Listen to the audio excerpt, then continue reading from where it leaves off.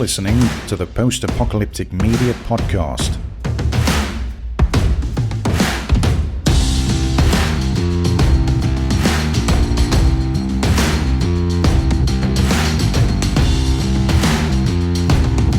Welcome everyone back to this 56th episode of the Post-Apocalyptic Media Podcast. I'm your host Shawn, and I'm joined today by none other than Derek. How you doing, Derek?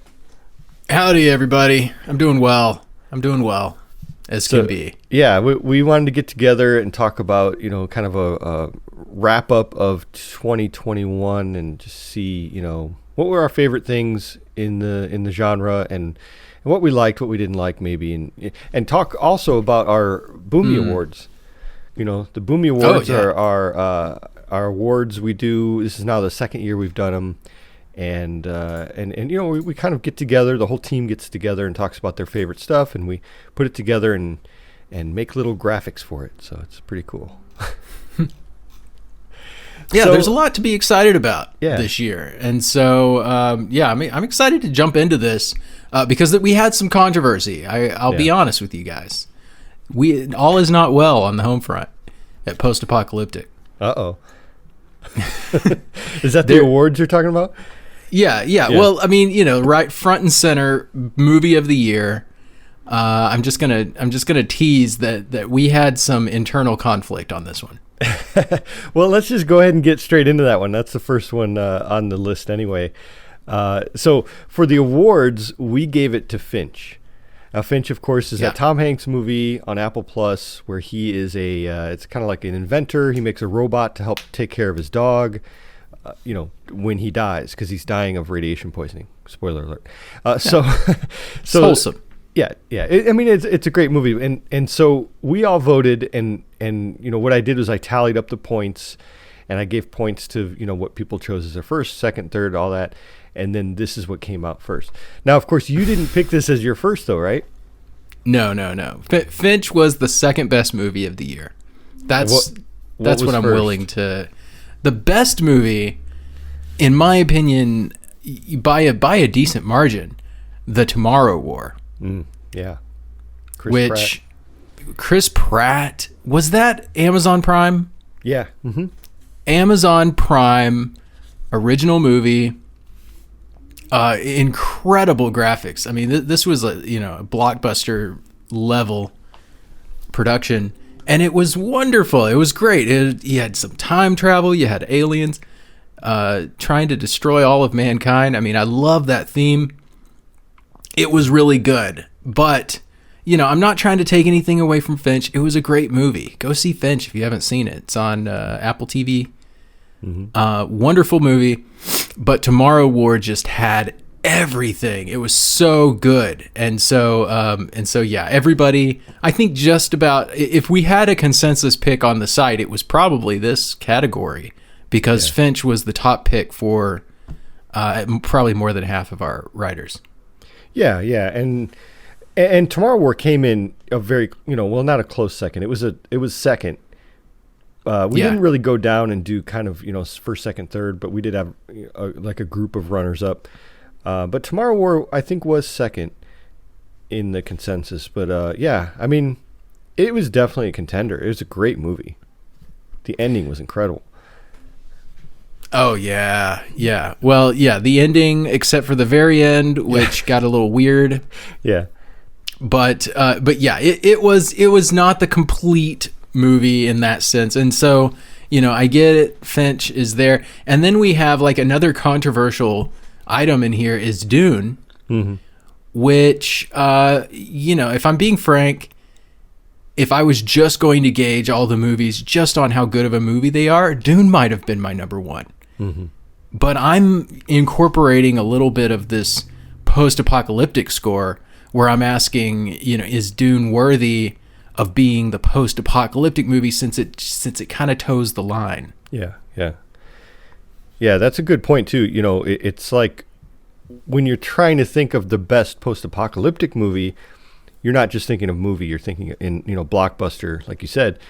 It's also how post-apocalyptic is. And Dune is post-apocalyptic, but it's like, 20,000 years in the future post-apocalyptic on a different planet post-apocalyptic. So it's there, but it's like, kind of a stretch. Like it's not the main, like Finch and Tomorrow War. That's the main thing, is the apocalypse.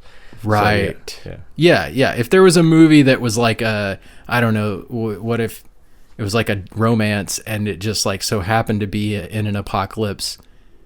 You know what? I take that back, because that just describes a really good movie with the actress who plays Harley Quinn, and I can't remember the name.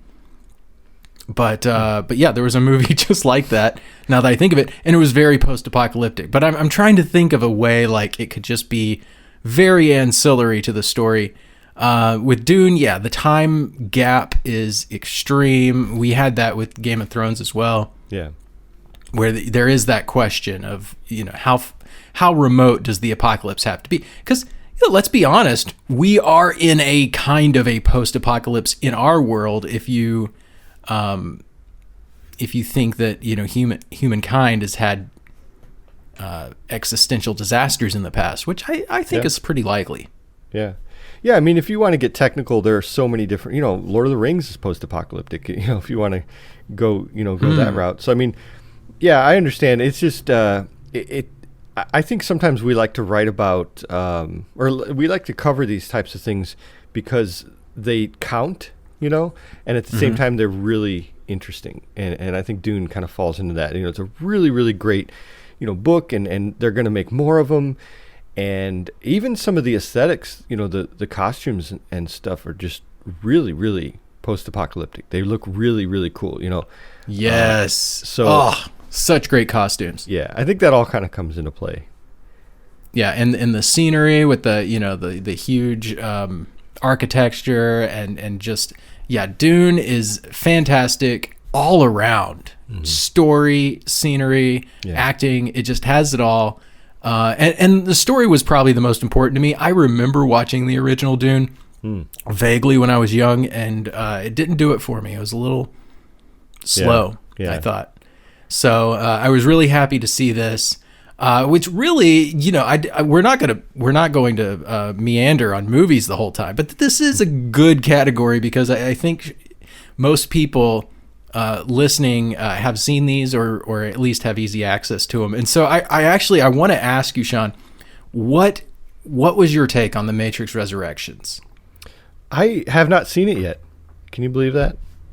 Oh, wow. Okay. I know. Yeah, I haven't seen it yet. I never saw the third one either, which was 2003? Yeah, I think that was. Didn't 2 and 3 come out like the same year, like right after each other? Yes. Yeah, they were very fast in proximity. I want to say 9 months separated their release dates. And the thing, so Stephanie and I went back and we rewatched every Matrix movie, and including the Animatrix, in December of 2021, just to make sure that we were up to date and remembered everything. And sure enough, there was quite a bit that I had forgotten, or that just hadn't stuck after watching it once in the theater and then done. I will say that you really should know what happens in 3 if you're going to have a good understanding of Matrix Resurrections. Even the reanimated, or is it reanimated? No, Animatrix. That's what I was thinking. And Reanimated was a Linkin Park album that I really liked. But even the Animatrix has some essential storyline, which I'm like, if you don't know this, you don't know why the robots are so pissed at us. And so there's a seed in there for people who are interested. But one thing I took away from rewatching all the Matrix movies is how philosophy kind of takes a back seat. My memory was telling me, this is a very philosophical movie that really delves into it. And sure, they do have some good philosophical moments in the Matrix movies, but it's really an action movie. Each one of them are action movies. So, I was a little disappointed that I didn't have more to sink my teeth into through that trilogy. And then Resurrections, we're going to keep it spoiler free for Shawn, but it definitely opens it up in a way, because after 3 you're like, where is this story going to go? Why are they still in the Matrix? Resurrections really paints a good picture at the start that's responsible and tells us why that we're back in this situation. So I liked it. I wouldn't say it belongs in like the top 3 post-apocalyptic movies of the year. Mm-hmm. But it's fun. It's a throwback, and there's lots of humor in it. So not bad. Okay. Cool. Yeah, so I was going to ask you that, so I should definitely watch the others before I watch this one. Yeah, I think so. Yeah. Okay. I think and I believe they're on HBO. Oh, okay. Cool.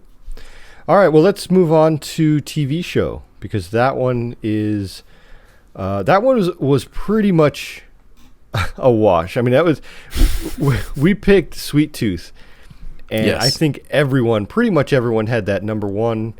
I think Stephanie had Attack on Titan as number 1, but I think the rest of us had at least up there, so it blew away the next in line, which would have been Tribes of Europa. But Sweet Tooth just blew that one away. Oh, yeah, utter dominance this year by Sweet Tooth. Yeah. Man, and you think about, like, not a lot of star power in this one. That's a good point.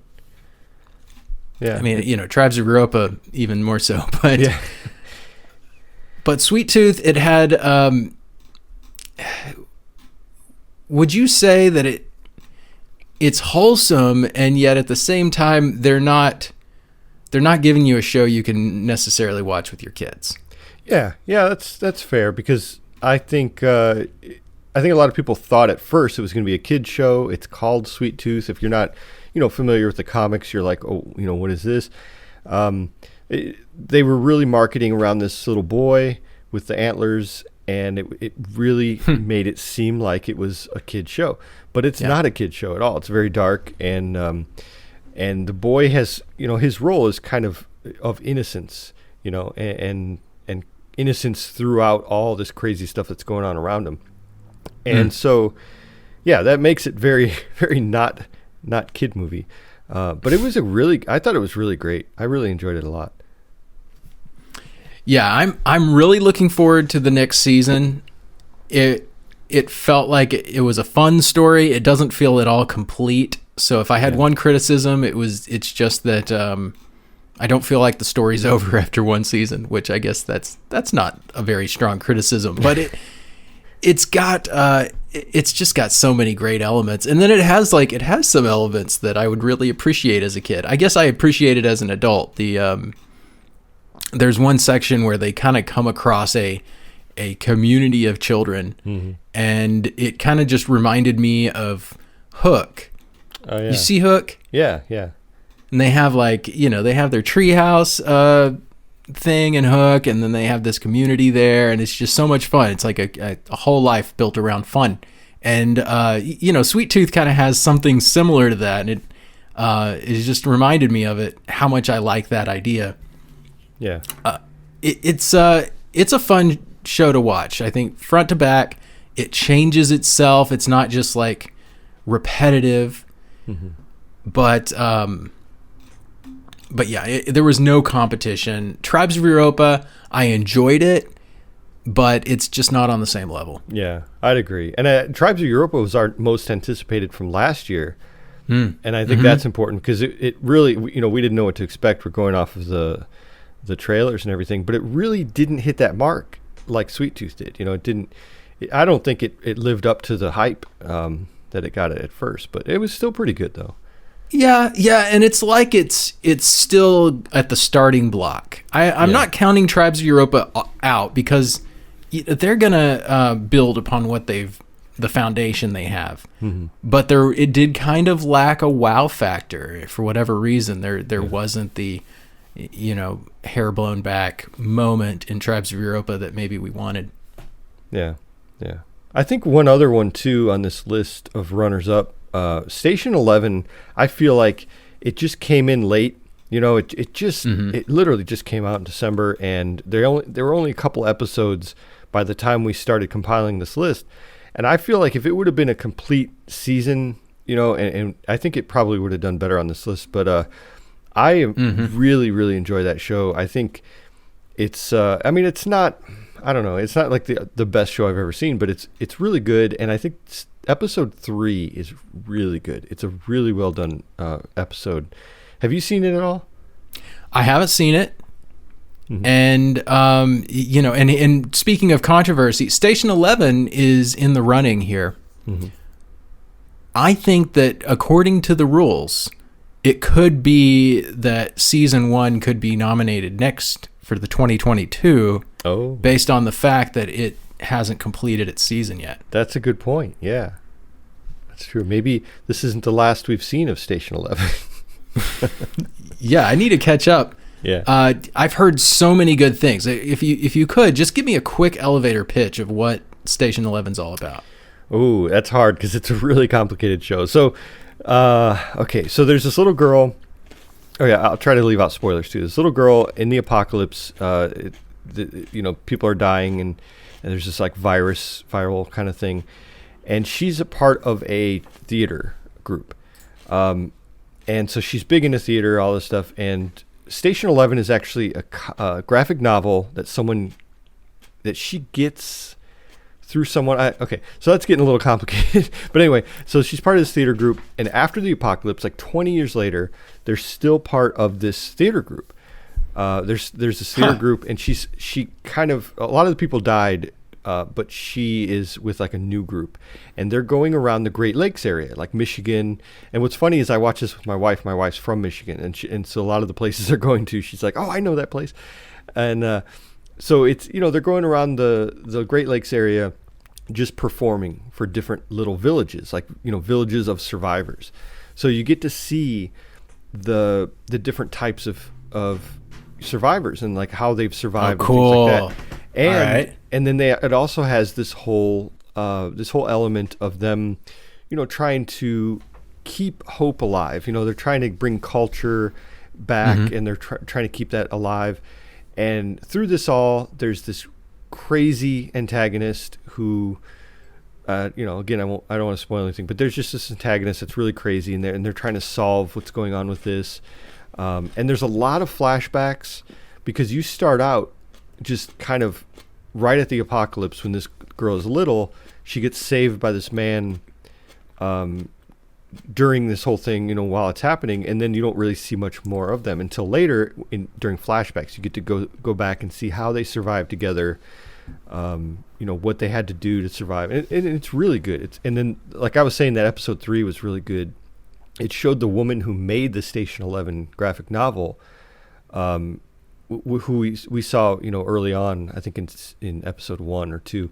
So now we get to see her story and how she survived during the apocalypse, and it's really, really interesting. I don't know. It's just it's complicated, and it's very intertwined, and it's something you definitely have to pay attention to. But it's really well done. I really like it. Oh, cool. Yeah, when you first said a theater troupe, my mind first went to like Three Amigos or A Bug's Life kind of a thing. But it sounds like they're not going down that road so much as. No, it's more like it's very realistic, I think. It's these people who are just trying to. They're not actors. I mean, they are actors, but they're not. They're like classically trained actors. They're just people who want to bring hope to these villages, and they, so they get together. But it's just a really eclectic group of people, and how they get along. And they're led by Lori Petty, who's Tank Girl, and just really, I don't know, just really well written. I'd like to go back and read. It's based on a book. I'd like to go back and read that book.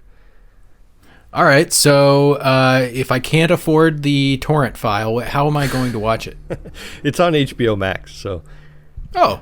Yeah. Excellent. Okay.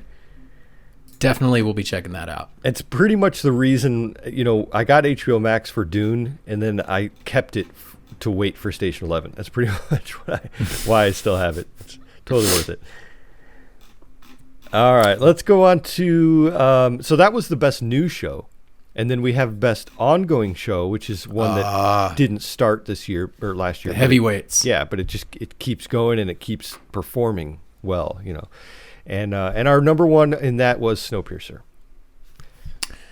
Yes, Snowpiercer. Golly, it feels like it's been a year since it concluded, but it actually, we were getting new episodes in March, I think. Yeah, they had 2 seasons in 1 year, so I think that's what really kind of threw us off. It feels like it's spoiled. Yeah. This is the one I said Attack on Titan. Stephanie did on the last one, but this is the category where she had that because that was a runner-up, Attack on Titan. But yeah, Snowpiercer. I don't know if you saw. They just released the trailer for season 3. I haven't seen it yet.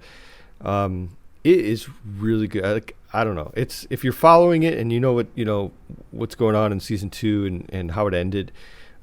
They just pick right up, and it's really cool. They even show clips of the Earth without snow. Like they found this warm area, and theoretically they're going to find this place, and we don't know if they're going to live there or what's going to happen. But I have to say, you might remember I called this way back when I said, I think it was season 1. I said, I bet they're going to find a place, and they're going to find a place to stop the train, basically.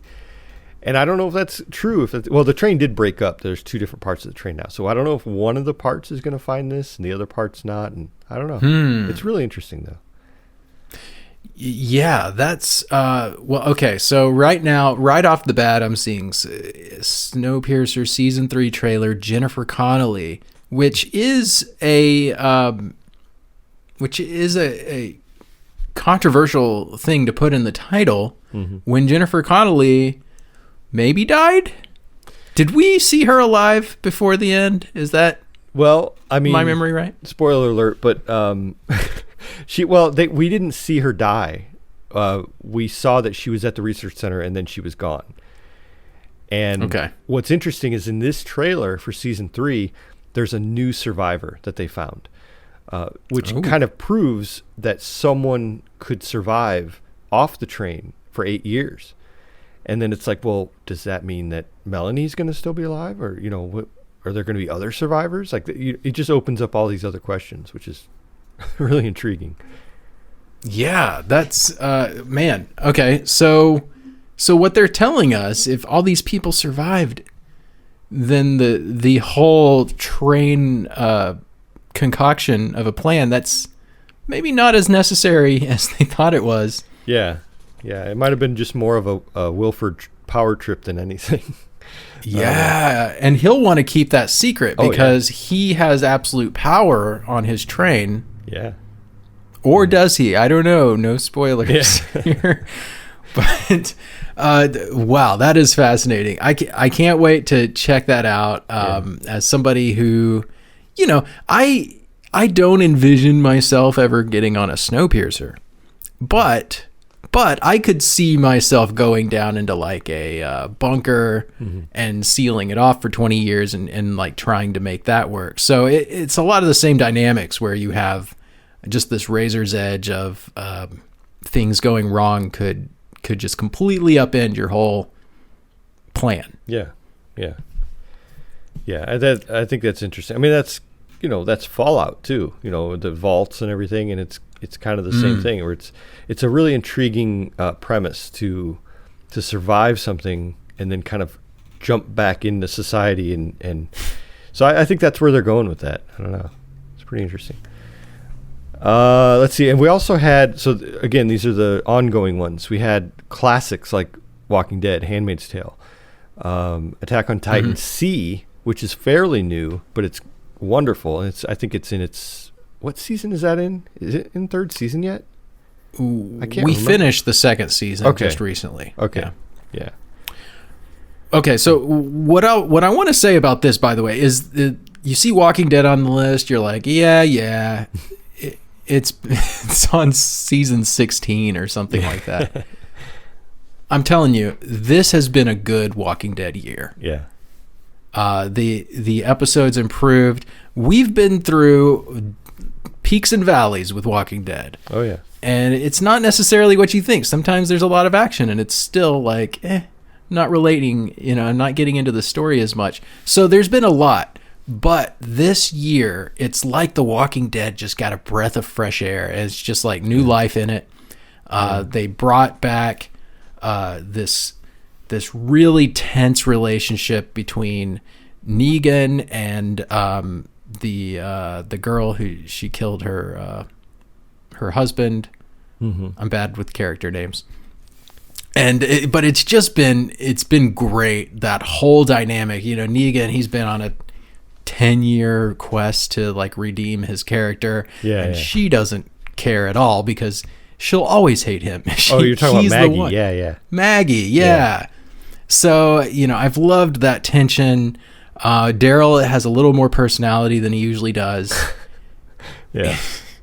So yeah, that's been fun. You can criticize the whole storyline with the super soldier, group or whatever, and I do, but on the whole, Walking Dead's been great. World Beyond, we put that in there. A lot of people hated World Beyond. Yeah. So I have to make sure I acknowledge that before I say I really liked it.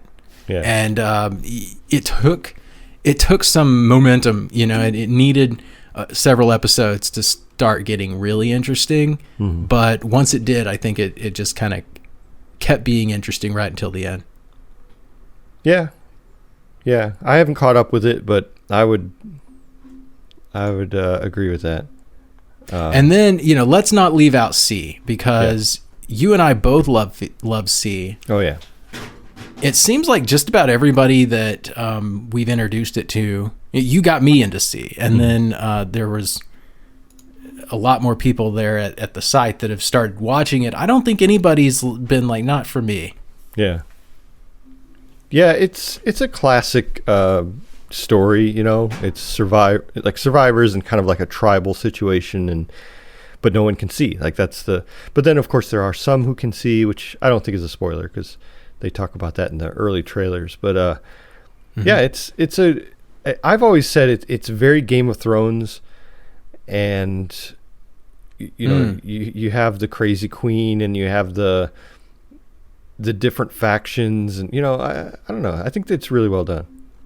Yeah, and what you think is, like, in fantasy you have special people who have magic or other sort of special powers. Mm-hmm. In this world, they take away magic, but they still give it to you in the form of sighted people. Yeah, who have all these special powers. I mean, if you can shoot an arrow accurately at a distance, you're a god on the battlefield of blind people. Yeah. Yeah. So I really like that aspect of it. I think they've done it mostly responsibly. There was a part in, I think it was at the end of season 1, where they had blind people who could shoot accurately for a long ways, and that was shoot an arrow, and that was a little, I don't know if I believe that. Yeah. But other than that, great show. I really dig it. Couldn't recommend that more. Yeah.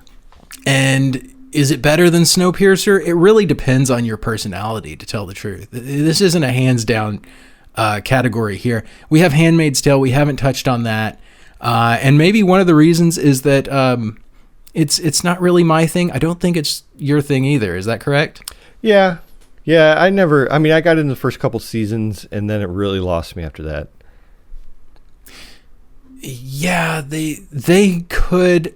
I feel like they could be transitioning the show into something more interesting right now, but at the moment they're still kind of going to callbacks of the first few seasons, and let's have something terrible happen and then do a close up of June and and do some dramatic music, and it's just the whole thing over and over. Yeah. But that said, they are progressing the storyline. It is an interesting storyline, and I was a huge, still am a huge fan of Children of Men.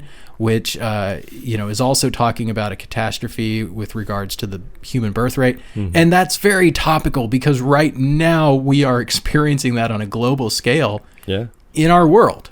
Yeah, that's a good point. So yeah, Handmaid's Tale, maybe a blueprint for, well, let's hope it's not a blueprint for the future.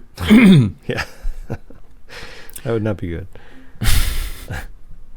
But maybe it's raising the alarm of, we can turn things around, have a new Manhattan Project to up sperm counts or something. But that's a strong list. What you're going to see on that list is a lot of different things that for different types of personalities. Yeah. And that kind of explains the team, I think, right there. Okay, let's go on to, so book, the best new post-apocalyptic book of 2021.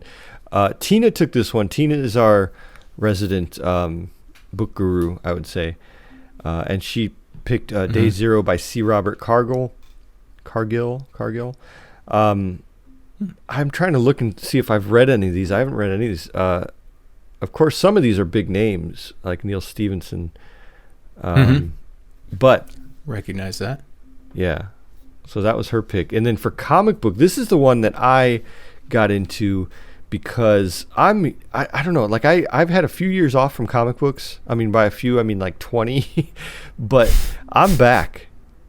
I'm back in these comics. Like I got a free trial for Comixology, which is Amazon's like comic reader app. And it allows you to, it's kind of like Kindle, but it's for comic books. And so you can browse through all these different comic books. And I started finding all these old ones that I read when I was a kid. And and a lot of them are free if you subscribe. So it's like a little side subscription to Amazon Prime. So I took that 30-day trial, got hooked exactly like Amazon wanted me to.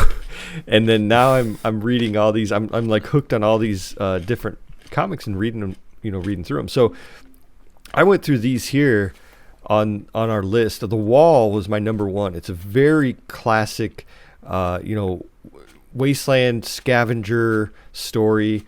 The art style is incredible, I think. What's funny is it's not very popular. Like it's not, it just came out actually, just I think in early December, but it has one review and it's 2 out of 5 stars. This is on Amazon. And the person just says that they don't like the art style. Which that is a completely, that's their opinion. That's a, they're entitled to that opinion. For me though, I love it. It's a very scratchy art style, very sketchy. And I think it looks really great. A lot of these other ones on this list are ones that, there's actually, I think 2 of these on the list that are Comixology exclusives. So I don't know, people might see this list and say, well, where are these? They're not like, there's no print version. Well, they're basically online only versions. So that might be a little tricky, but they're really, really quality comics. And then stuff like Astra of Pan is a really popular one. And that just came out. What's funny is it wasn't hard to find post-apocalyptic comics that released in 2021 because there are so many of them. Every year it seems like there's 15 to 20 of them or something, and so going through them and reading them was the fun part. Yeah, well, I'm looking at The Wall right now, and you're right. There's one rating, 2 stars. Yeah. Which honestly, Shawn, I blame you. Yeah, I should go in there and I should rate it, right? December 21st, man, you were on it. They barely got their assignment in on time for you to put this on the list. It made our number one. Yeah. Oh, it's incredible. Best comic of 2021, and it's got 2 stars on one review. We've got to change that. Post-Apoc fam, let's brigade this review section. Don't lie. Yeah. But you can just say, I know someone who read it and they said it's really good, and give it a 5-star. Let's let Antoine and Mario know that they didn't mess up with this, because right now, just imagine getting 2 stars after several weeks of your comic finally making it. Yeah. Oh yeah, I mean, I'm sure lots of people go through that, but yeah, this one I think deserves more than 2 stars. That's for sure. And like this review even says, it's an interesting story, but choppy, confusing delivery. Well, I mean, it's a comic book, first of all, but yeah, I don't know. I think that if you're into comics, I think you should at least check it out. And if you have Comixology already, it's only $2.99 on there. Because if you buy the actual graphic novel itself, it's like $24. So, yeah, graphic novels. Yeah, that is a great deal. Yeah. Do you need a Kindle? Can you just do it on your PC? What are you? Yeah, you can what are we talking here? here? I read on my phone, iPad. You can read on the computer. Yeah, just as long as you have the Kindle app. Or actually, I don't think you can do it on the computer. I don't know, but yeah, I do it on my phone. That's how I usually read all those. Yeah. So. Cool. Okay. So, Kickstarter campaign of 2021. So, we picked The Four, which is a book. We looked at this book. This is a really interesting book, and it had a huge campaign. I think they raised didn't they raise like a couple $100,000? I don't remember, but they more. Yeah, it more, might have even been in the millions, right? I don't remember if that was the one, but it's a book. It's like a survival book that explains how to survive 4 different types of scenarios in end of the world scenarios, and it has everything from like how to filter water, how to start fires, like unconventional ways. Just really, and like it's great information, number one, but also it's illustrated beautifully. Just incredible illustrations. Yeah, that sets it apart. Yeah, it really does. It's more of an art book that happens to be about how to survive the apocalypse. It's like one of those survival books I wouldn't want to throw in my bug out bag because I want it out, like coffee table book or something. It's that gorgeous, So I think it really hits the mark in that kind of it did a great campaign, super successful, and I think that that's what got it ranked up so high. A couple of these other ones on here though did pretty well also. Salvage Union is like a mech tabletop game, and that actually just ended today. I backed it early on, and it just blew up. And I don't know what they ended on. I think it was 100,000, maybe 150,000, and I think they were trying to get 12,000. So they really blew away their goal. It's super popular. I go on their Discord, and it's just crazy popular. People are really loving it. They do game sessions of the game, even though it's not even technically out yet. So they'll play the game with people in the Discord, and they're teaching people. Oh, cool. What about the lore of the game and the history of it and how to play and all this stuff. So it's really cool. I think the community is a big part of why it was so successful. Yeah, this was one of those categories you see, there's 5 runners up and there's the winner, and I'm already like, there's several that I know of from the year that didn't even make this list. So if you're tempted to think that this is all of them, this is nowhere near all of them. No. It was a very crowded list this year. The Four definitely surprised us with how much enthusiasm it had. Yeah. And in fact, you found another Kickstarter similar to The Four that had come out maybe like a year or two ago that had been insanely popular as well. Yeah. That one was just called The Book. And it was very similar to this one. It had a different art style, more of like a I don't know, like a 1800s, maybe early 1900s art style. That was, totally different art style, but still gorgeous. And that's the one I think did like 2 million or something on Indiegogo, maybe one of those sites. Wow. But yeah, it's crazy how successful these types of things are. I think I joked with you and said, we're in the wrong side of the business here. we need to be making these books, right? It's crazy. Yeah. There's clearly a real need for it. Yeah. Because, I have this book, how to survive a nuclear warfare or something. It is so dry, extremely dry, very few illustrations. And I want to have all the data, but at the same time, I need to be able to consume it. And, so there is a real need for the diagrams, for the illustrations. I have a little iPad that I keep in a Faraday cage, and it has Wikipedia on it, which is nice as well. But it's also, Wikipedia only has so many illustrations, and that's so important for me, a visual learner. I need to have that. So I think there's a real need here that's being filled. And, we don't know if the 4 is the best information out there or the other one that you just alluded to. But I'm really glad that the market is showing that response. We're saying, yes, we need more of this. We need more instruction on prepping, but in a more palatable way. Yeah. Yeah. And I think that's exactly what this does. Yeah. All right. Let's go on to Best Post-Apocalyptic Board/Tabletop Game of 2021. We both have a copy of this number 1, don't we? Radlands. Indeed. Yeah. Have you played it? No, I haven't. I've been playing it. The thing that got me kind of took it down a little bit is I was really excited about it. It's a gorgeous game. It looked fun from the videos I watched. And then when I got down to play it, it's only a 2-player. So I was like, oh, I have 4 kids and my wife, and we like to play board games a lot and tabletop games. So I've only played it kind of one-on-one with another kid or my wife or whatever. But I'm really impressed. I think it's a fun little game. It's quick. You can do quick little games in it, and it's absolutely gorgeous. Which is, you might see a pattern here. I love these games with great art styles and anything with a great art style, and that's what Radlands is. And not only that, it was also a Kickstarter, and it did really, really well. So it got really popular. There's lots of reviews on it on YouTube if you want to check it out and see what it's about. A lot of gameplay videos, so it's a fun little game. I'm curious, what did your son think about it? Well, he liked it. It took him a while.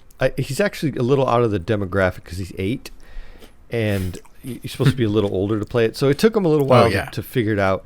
But we actually kind of simplified the rules a little bit for him.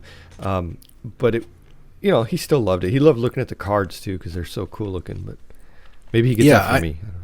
I mean, I wasn't even playing the Pokemon card game until I was like at least 11. Oh yeah, maybe 12. So and I thought that was fairly complex. We like to we have a game night on Sunday nights, and we try to do board games. This kid is like a master of Catan. I don't know if you've ever played that. Yeah, it's that kind of gives you an idea of what we're dealing with here with this kid. So yeah, he loves board games. Impressive. Yeah. All right. Well, let's see. Let's go on to the next category. This is video game. Best post-apocalyptic video game of 2021. Now, this is one that I know you have something to say about. Right. Yeah. There maybe was a little, what's it called? A little voter fraud here. Just gonna gonna candy coat the situation. Basically, we had a set voting system with points, all written out, but Shawn actually tabulated them in the end. And came across a gray area in the rules, and that is when the scores of 2 nominees are the same. So, in a normal democracy, we might revote or have some sort of referendum, but we're not really a democracy, are we, Shawn? No, apparently not. No, so Back 4 Blood and Halo Infinite were pretty much tied for first. And the deciding factor for me was the fact that more people voted for Back 4 Blood, than Halo Infinite. Like the Halo Infinite was I think you had it as your number 1, and a couple people had it as their, like number 5 or whatever down there. But Back 4 Blood was like, first and second consistently with more people. So I figured, well, that counts a little bit more, right? Yeah. Well, they had a better marketing campaign. Let's be honest here. Like, you and me, we're the biggest gamers, I would say. Yeah. I think Tina does some gaming. Val does a lot of gaming, but doesn't specifically focus on post-apoc. Yeah. Stephanie, not a lot. Mm-hmm. And so we had a lot of guessing, a lot of based off the trailers here. But I played several hours of Back 4 Blood and Halo Infinite, and a few of the others on this list, Last Stand. So I feel like maybe my opinion should have given me bonus points or something. That's true. Yeah. I should have taken that into consideration. We'll consider that in future voting. But let's just say there is a asterisk here. Back 4 Blood. I liked Back 4 Blood, but it's for starters, it made me feel sick, and I just can't. I can't give great accolades to a game. There's a lot of people who can't play first-person shooters because it makes them, motion sick a little bit. And I kind of sit in the middle ground where I can play Call of Duty all day. I can play Halo most of the day. So it really kind of just depends on the game engine and how they do the animations. But there's going to be an equally large, I think, group who say Back 4 Blood is the best among the hardcore gamers, and an equally large saying Halo Infinite. It will be interesting. Back 4 Blood actually came up with some really innovative multiplayer games where you half of the players are super zombies essentially, and the other half are fighting off a horde of zombies in addition to the super zombies. And it sounds really fun. Halo Infinite, not as innovative. It's iterative. Every Halo game is essentially the same. So, you know what you're getting into. Yes, they're adding things. Halo 3 added like all these little powers that you get. And then Halo Infinite is you don't even have those powers anymore, but you have power-ups all over the level that give you all sorts of different little abilities. So there are a lot of similarities with every game in that series, and I think Back 4 Blood really did innovate. So at least in that category, you have to say that's great. But saying that, Halo Infinite innovated. You had an open world Halo game. That's amazing. Oh yeah. So so if you didn't know, it's kind of RPG-ish in the campaign, which is really new for Halo. It used to be very linear. But now you can choose how to upgrade your equipment. There's all these tech trees that you can go down. You can choose which parts of the island to secure first, and when you do, you get like human soldier reinforcements, and they like go with you on your missions. You just like walk up close to them. They're like, "All right, let's go, Master Chief," and then they'll die immediately once you get into a real fight. Yeah. But it's nice. It's very different from previous games. So anyways, I'll get off my soapbox on this and just say Halo Infinite is going to be my number one this year. See, I didn't even have either of those as my number one. I had Surviving the Aftermath, which is a like a city builder, kind of like Banished, if anyone's played that, and very much like Age of Empires, those kind of games. I loved that game. That was my favorite. I wrote a thing about it last year. I think I played it in early access and wrote a little review of it. So I mean that's the thing, is it's so just out there and just in all directions when it comes to our personal preferences for games on this, on the team, because you like shooters, you like Halo games, but I'm more of a I'm more of an RPG guy, but also city building and stuff like that. So I think that's, and like Val picked Golf Club Wasteland as her number one, and I mean that's a really incredible game, but it's a side scroller, and I just couldn't, I didn't get into it as much.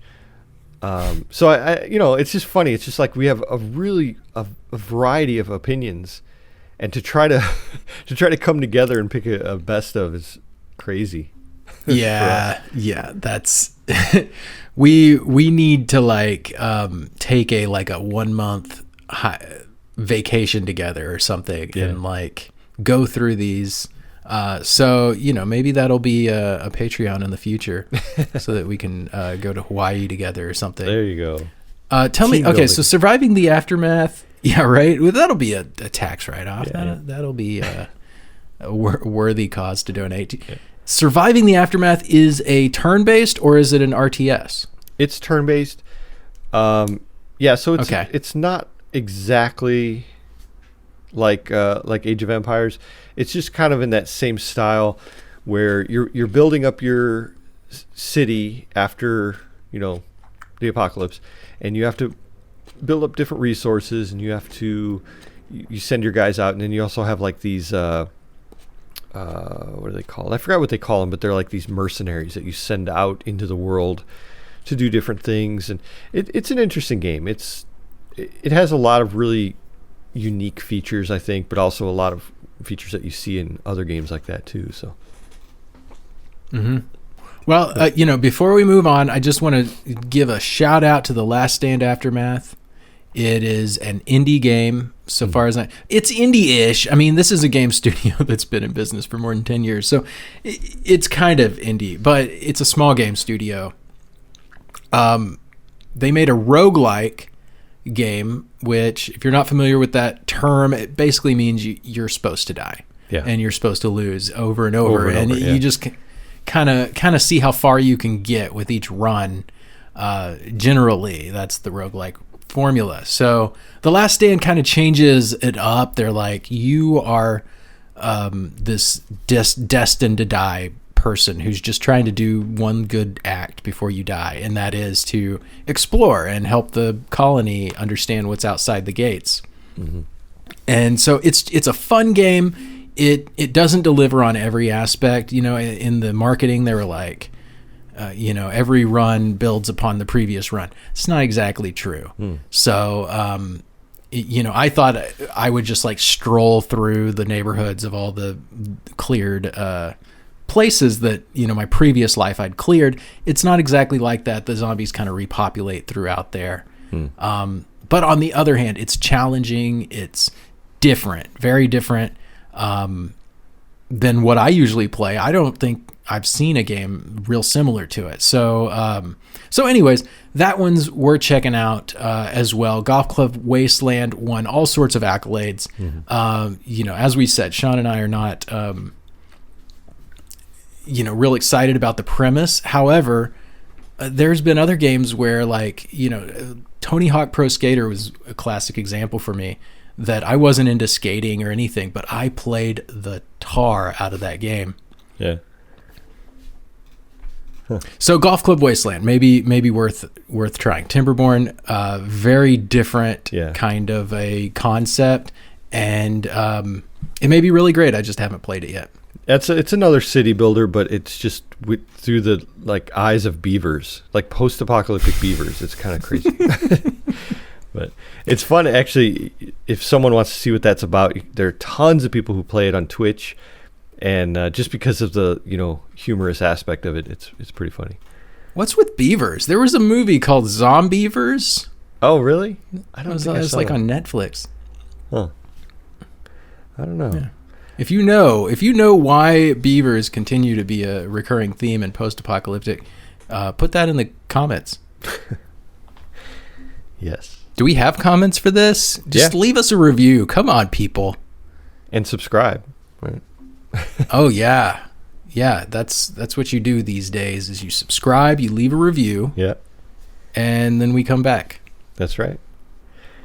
Okay, so let's go on to our craziest post-apocalyptic news of 2021. Now, this is always a fun topic, because we basically go through, we get together and we go through all these old crazy topics, and the ones that stick out in our minds the most, and I think the one that won for for this category was the self-healing xenobots that can reproduce.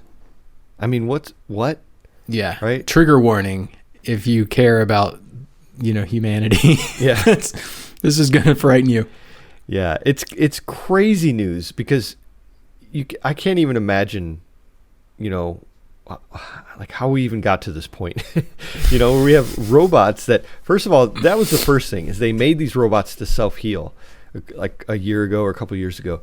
And now they figured out that they actually can reproduce, and they've watched these these like these xenobots, they call them, they're like nanobot cells that reproduce. And they form like a Pac-Man, and they envelop a cell, and then they produce another one. And it's like, what? How is that even? That's like beyond science fiction. That's crazy, and it's scary. Yeah, I mean, is AI already in charge? Is this just more evidence that we've completely lost the reins on this? Yeah. I mean, well, so first of all, I want to go back a little bit to a movie that I saw when I was young. It was called Screamers. You ever heard of Screamers? Yeah. Yeah, so this is a movie, gave me nightmares as I was a kid, because it depicts a world in which they build, battle bots essentially who can run their own factories. Mm-hmm. And the premise of Screamers is that there's a war, they build these factories, they're pumping out robots that kill people, and if you're on the right side of the war, you wear this little device that tells the robots to leave you alone. Mm-hmm. Well, but they also thought, it's a war, the enemy is going to be changing their tactics, so we need our robots to be able to evolve on their own, which ends up being a bad idea because they evolve the ability to ignore your little armband that marks you as a friendly. Yeah. And so, from a young age, I was exposed to this idea that maybe letting the robots control their own production and evolution isn't a good idea. That's exactly what they did. Mm-hmm. Yeah. In fact, they didn't even design the self-producing thing. They asked AI to design it. And so, this is really disturbing. And then you fast forward a little bit, and we had a Stargate is a great sci-fi series, by the way. It's one of my top sci-fi series of all time. I highly recommend checking out. It's not post-apocalyptic, but there is a murderous AI that is in that story, and that's all it is. It's just this. They programmed the smallest robotic entity they could that could build itself and reproduce itself. And so that was all the instructions, and it just keeps on going off those instructions for infinity, which becomes a big problem when, a lot of the galaxy starts to be assimilated, essentially. Yeah. So this is terrifying. They claim that it's probably not a big deal. Yeah. So, take that for what it's worth. I like how they hired these scientists. I forgot what they call them. They're like moral experts. And they said, we hired these moral experts. They said it's fine. So it's fine. And you're like, oh, okay. Well. Could you imagine that job? What is that? I want that job. But yeah, they're what are they even doing? They're sitting there thinking about it. Yeah. I don't know. It's probably AI has some blackmail material on them, and they'll just greenlight whatever. Yeah. We have some more really dystopian things, and since we're kind of running out of time, I want to move to a few of these. So, Facebook wants you to rat out your prepper friends during National Preparedness. I can't speak today. Preparedness Month. Shawn, you mind explaining that to us? Because I know you wrote this article. Yeah, that one was crazy because it was basically where Facebook was flagging people who were in canning groups, people who are canning, which is just a traditional thing that people do when they want to preserve food. They were saying, let us know if these people are preparing too much, if they're canning too much, because that means that there's some kind of, I don't know, like extremist group or something like that, so that's what they're looking for, extremists. And so they're looking at this and saying, oh, canning equals extremism. I don't know. It's crazy. I don't know whatever happened with that. I think there were a couple, pop-ups that came up on some people's groups that they were in, and they took screenshots of it. But I don't know whatever happened to it. I don't know if Facebook was banning those people or if they just stopped doing that. I don't know.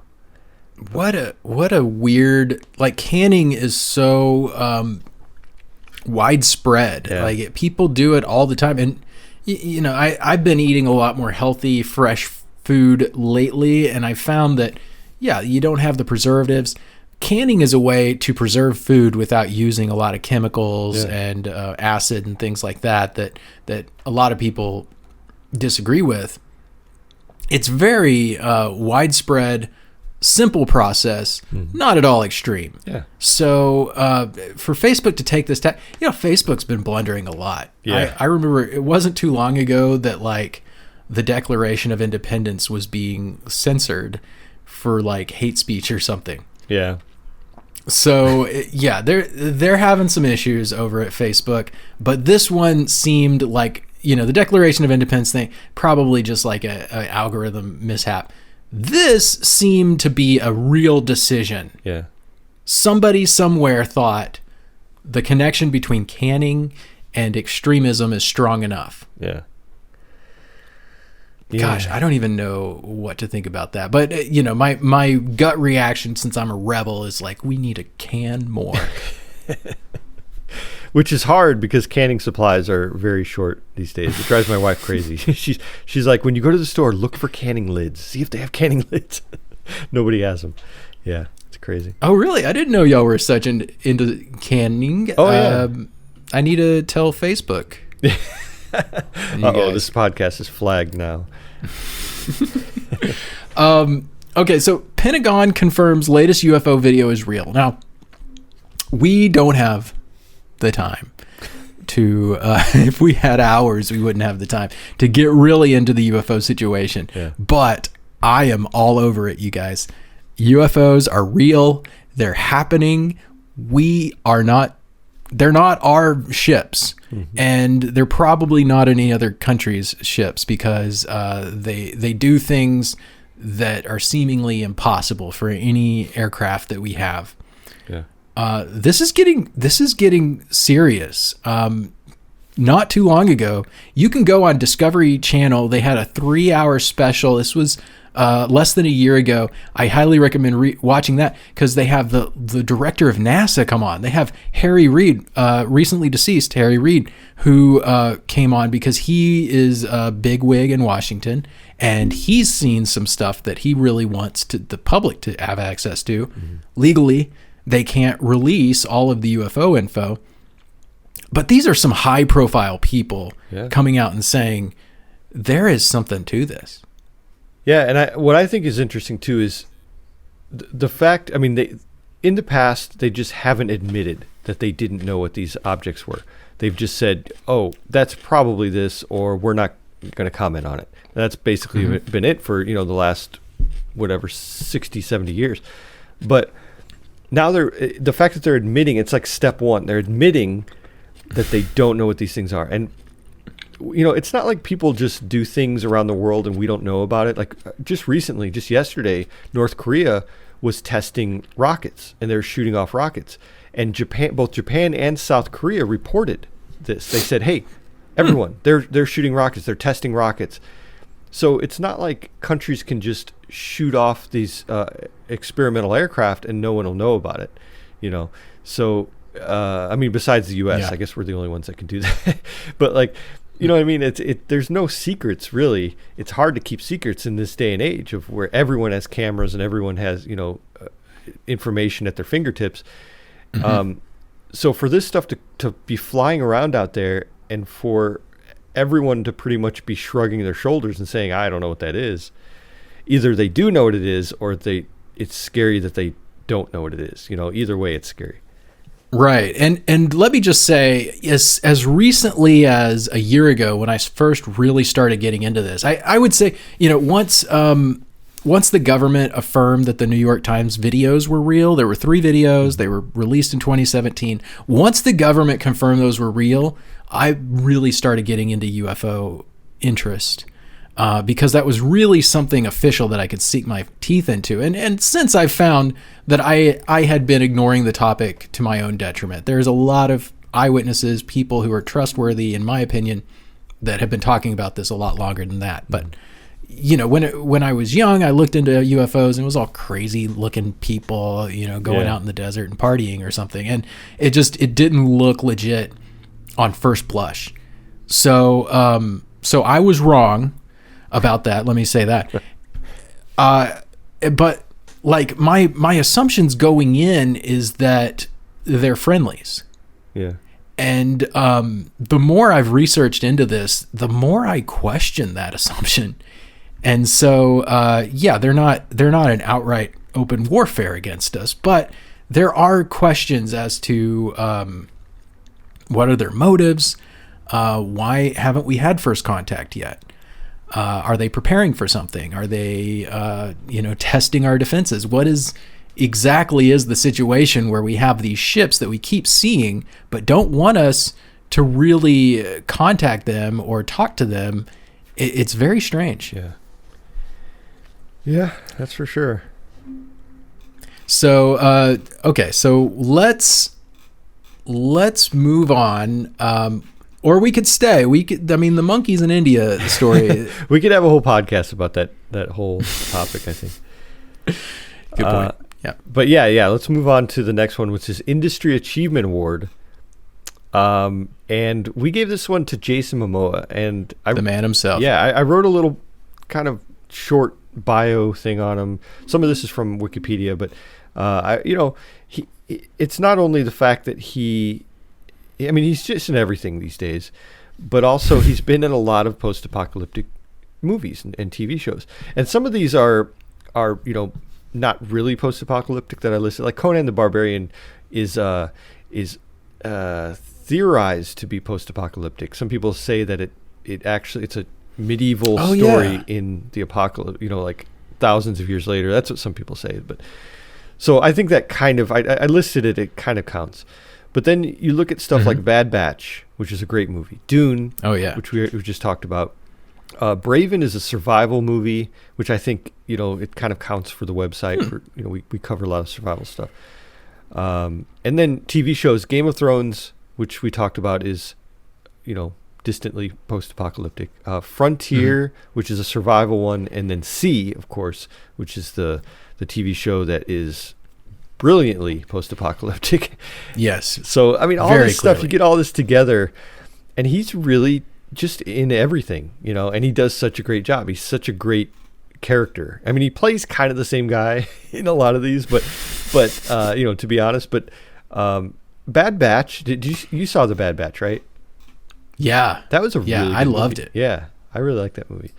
That was one of those movies, and some of my favorite movies are like this, where when I first finished my watch, I was just like, I don't know how I feel about this. Yeah. And then kind of over time, recollecting the movie, and just when it comes to mind, it gained ground in my head as being a really good movie. Yeah. So yeah, I love the Bad Batch. And another thing to say about Jason Momoa, this is our Industry Achievement Award, but we look at it every aspect of who we give this to. And he's been a stand-up guy.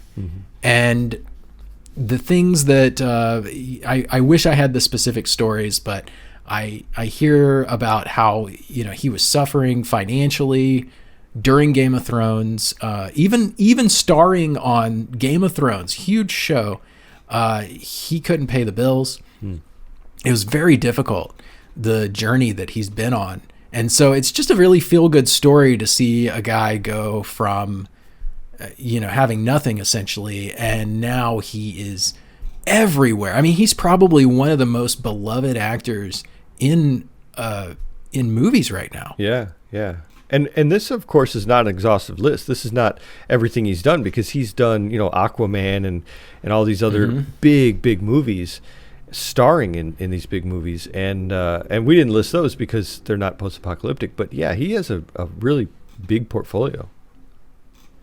Yeah, very, very, very impressed. I feel grateful in a way. I know it's kind of weird, but I'm grateful that he lent his star power to C, because C is a great show, and it probably needed some hook. Yeah. Like that. Yeah.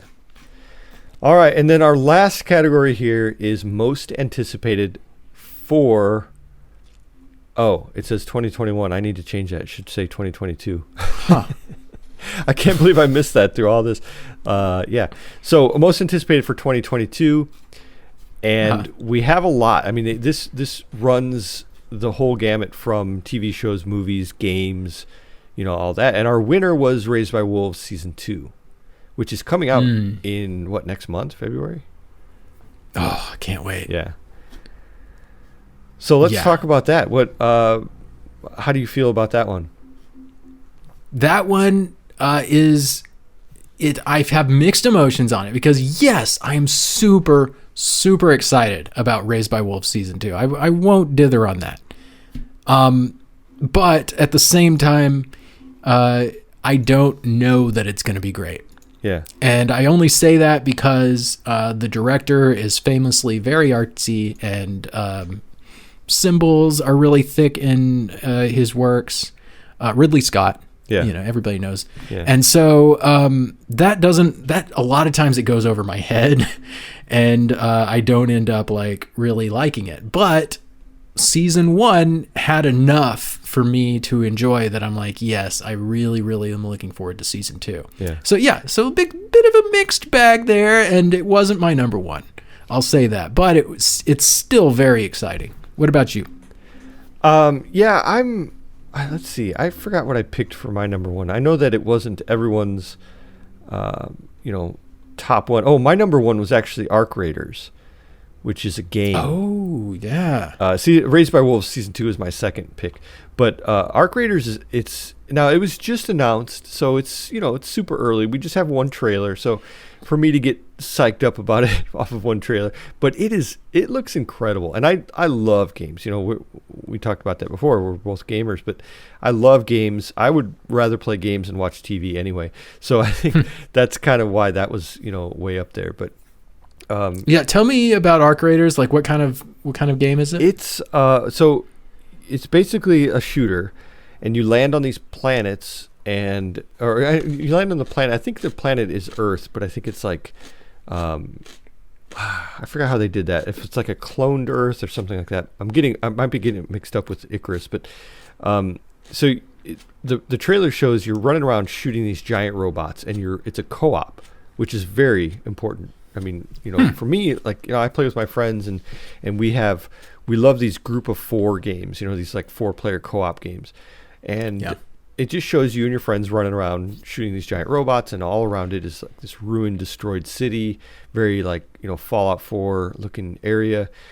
But it just looks incredible. I mean, every year it's, games get more and more incredible looking. And it looks like a really incredible game. I don't know. It just really got me excited. Yeah. I mean, the graphics look amazing. That's going to be a great one. And The Day Before is another game on this list. Yeah. Also has good graphics. They make so many lofty promises, and after Cyberpunk and Fallout 76, I'm not believing any lofty promises until I see it in the final product. Yeah.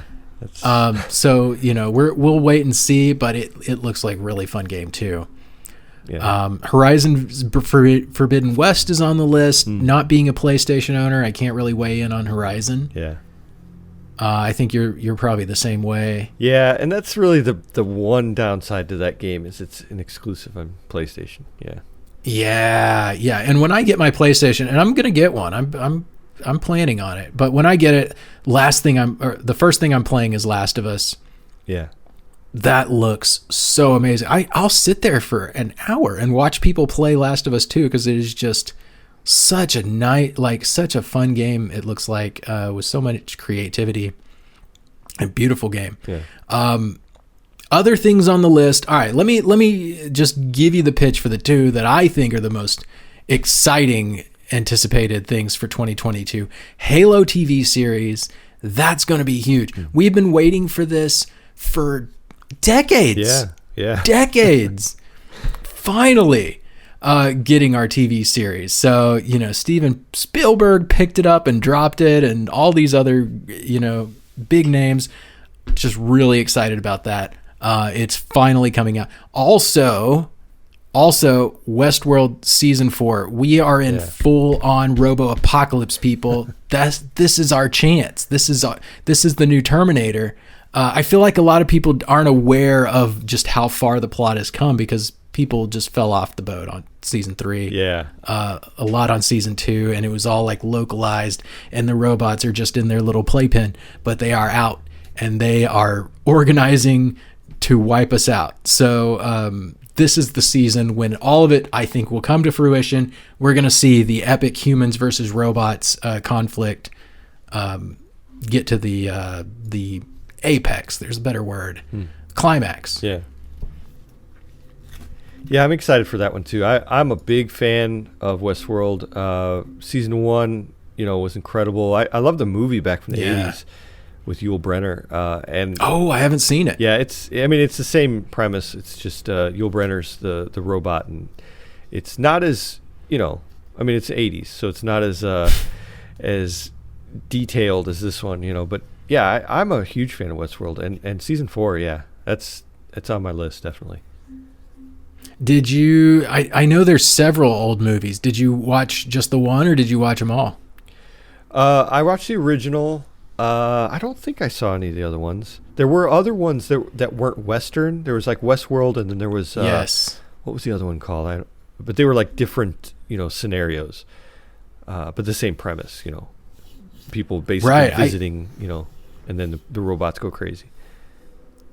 Oh, okay. So, is it in the same series? Is it all one canon? I'm not sure if it's. I know that they just made a bunch of them, after the success of Westworld.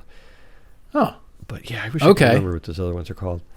I think they're available to stream on Amazon Prime. Oh, okay. That was a few years ago. I added those to my watch list and just completely forgot about it. Yeah. But yeah, Westworld. Westworld deserves to be up there. I think. So there's another controversial pick, Raised by Wolves. Excited about it, but it didn't get my personal number one, and that's why. But you know what? That's why we have a democracy, because one person's opinion, it probably doesn't represent most people. Yeah. And again, it points back to the fact that we really have a variety of people, working here, and it's great. I love it because I feel like, we have a person who loves this stuff, we have a person who loves this stuff, and it works well. But then when we get together for these awards, it's like everyone picks their own, their own favorites, which are drastically different, except when it comes to like Sweet Tooth. Everyone agreed that Sweet Tooth was great, but stuff like this anticipated. We all have our own, favorites, and so I'm just grateful to be in a world where there is so much that we can be disagreeing on it. Yeah. Like when Terminator 2 came out, were they disagreeing? No, everybody was like, this is the one thing we get this year. Yeah, yeah. I don't really know. You're more of an OG than me, but that's my assumption. Yeah. That's funny. Yeah, I remember when Terminator 2 came out. Yeah, it was a long time ago. Yeah, so this we also have, like you said, Day Before is on here, another game, and then we have Attack on Titan's final season. I had a couple more that didn't make the list. Like I had Walking Dead season 11 conclusion, which is kind of hard to count that because it's still, the season already came out, but then it broke into these chunks that are so far apart that you forget what's going on by the time the next one comes out. So it's a little fractured, but I'm excited for the last part. Yeah, we don't know. Like it's essentially meaningless to pay attention to the seasons at this point. Yeah. Just pick a really exciting episode and make that your season finale in your headcanon, and that's basically the best you can do, because they'll be like, we're back for 2 episodes, then we're gone for 2 months, and then we're gonna lay 8 episodes, and that's 2 seasons. It's ends and starts. And I think it was Bill who said that he can't do that. Like, he has to wait till it's all done and then he'll go and watch it all at once. And I'm like, that's a good idea, but I don't know if I can wait that long. It's and by the way, now we have to put an asterisk, because today news came out, Attack on Titan may not be doing their final season. Oh. They may be doing another season that actually adds to the canon, because the manga, we're about to the end of the book series. And so if this season ends at the end of the book season and it keeps going, then it's going to be completely new content that even the readers aren't aware of. Yeah. Huh. So Stephanie's super excited about that. I am too. I think that I mean, I have no idea. Maybe I would like it to end where it ends. So we'll find out. Yeah, you got to keep going. You got to, I mean, the wild success of this show is incredible. I'm sure they're looking at that. They're like, how can we make this keep going? Yeah. Do a little alternate universe, Electric Boogaloo style. Yeah. All right. Well, I think that's it. That's our entire Boomi Awards. And I'm glad you came on and we got to talk about this, because this was fun. Yeah, I love this. I love debating the situation in the media, and disagreeing with you is just one of my favorite things. I've noticed that. Yeah. So yeah, anytime. All right. Well, thanks everyone for listening. Make sure you follow us on social media. Check us out at postapocalyptic.com or postapocalypticmedia.com, and check out all our social media there. Check out the notes for today's show, where we'll have links to all the stuff we were talking about, and that's really it. So, you wanna get us out of this episode with your classic line? Yes, because people really need to know that they need to stay safe, everybody, and always be ready for the big one. There you go. Thanks, everyone. Adios.